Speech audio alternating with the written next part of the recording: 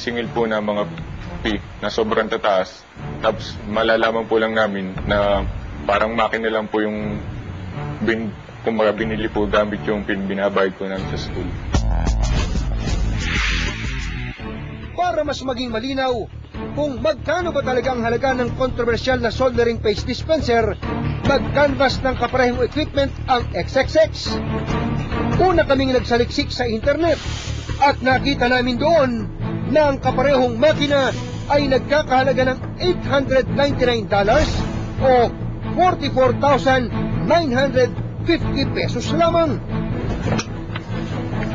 Sir, mag-canvas lang po sana kami ng same. Samantala, sa isang canvas na ginawa rin namin, na-contact ng XXX sa telepono ang isang kumpanya. Agad silang nagpadala ng quotation ng kaparehong specifications ng soldering paste dispenser, gaya ng biniling makina ng Laguna Polytechnic University. Sa presyo nitong $12,980 o halos 650,000 pesos, hindi hamak na mas mura ito sa binili ng LSPU Santa Cruz, Laguna.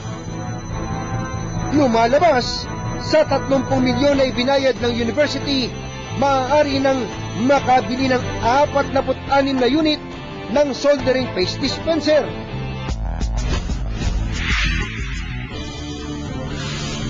Matapos ang aming verifikasyon, Huwebes, unang araw ng Hulyo, kaagad na kaming tumulak ng aking grupo sa Santa Cruz, Laguna para kunin ang panig ng pamunuan ng universidad.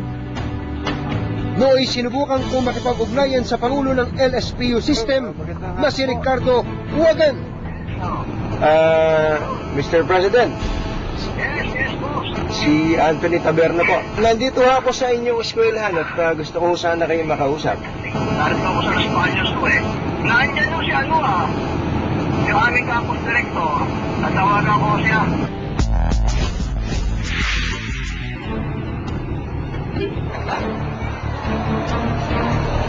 Nang makapasok na kami sa loob ng campus, hindi nagtagal, nakaharap namin si Campus Director Roberto Miranda. Welcome to LSPU Santa Cruz Campus.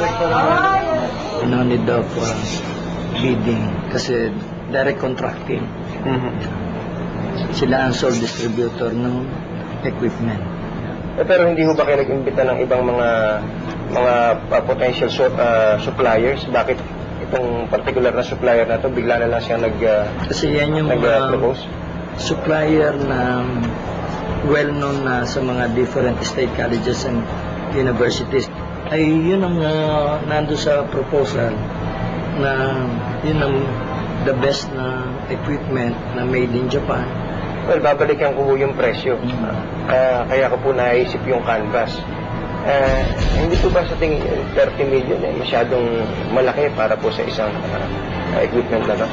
Yung equipment na yun ay A1, number 1 sa industry, at ang condition ay precision. Meron po kami ginawang pagka-canvas.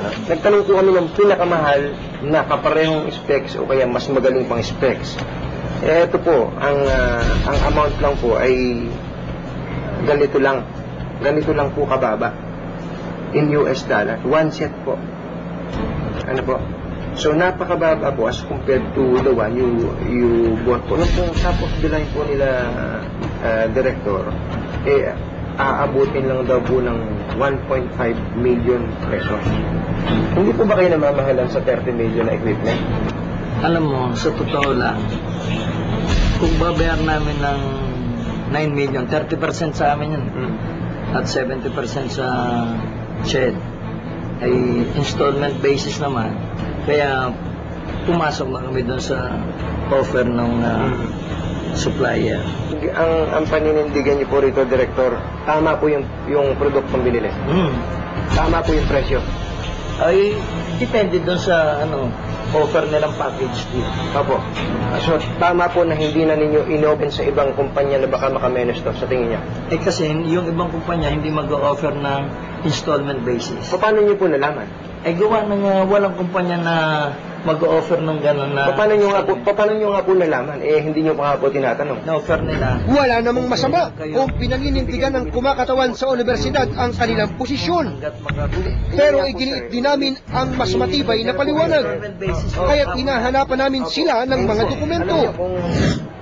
Natapos ang aming pag-uusap, wala silang naipresentang papeles. Pero nangakong ibibigay ang mga ito kinabukasan. Ang Commission on Audit sa Kapitolyo ng Laguna ang sumunod naming hininga ng reaksyon. Ngunit, tumanggi silang magsalita at humarap sa kamera. Pasensya na po kayo. Pasensya na po. Samantala, kinonsulta namin sa Commission on Higher Education o CHED ang mga dokumentong ipinasa ng LSPU sa XXX. Kabilang ang kontrata sa pagitan ng school at supplier at board resolution. Sa unang tingin, kaagad na kinakitaan ng kakulangan o discrepancy ang kontrata. Kailangan muna yung perang mga tinutukoy available, nandyan, ano? Yung pwede lang ikontrata dyan, yung sure na funds na i-transfer na sa paralan at isa-certify ngayon ng accountant ng paralan na available yung funds na yan. Hindi rin daw sapat na basihan ang ginawang pagdedeklara ng supplier na sila lang ang nag-iisang distributor para agad na aprubahan ng isang kontrata. Hindi po pwedeng ako mo sole distributor ka, napakataas naman yung presyo mo.